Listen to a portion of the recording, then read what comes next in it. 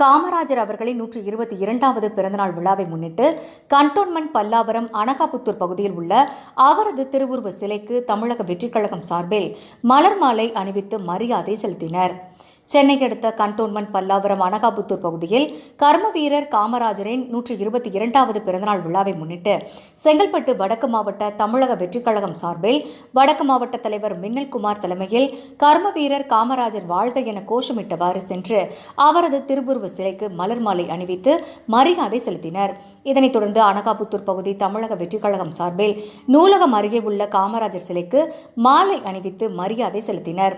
இதில் மாவட்ட செயலாளர் அறிவானந்தம் உட்பட தமிழக வெற்றிக் கழக நிர்வாகிகள், மகளிர் அணியினர் ஏராளமானோர் கலந்து கொண்டனர்.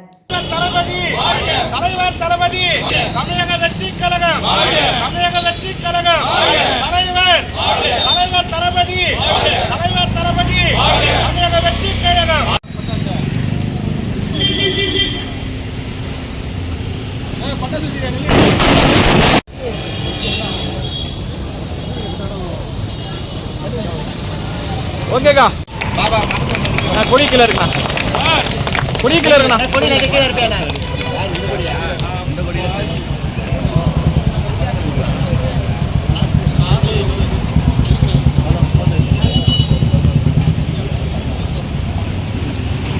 இந்த வெயில் அப்படி கண்ணு சுருக்கி பார்க்கணும்.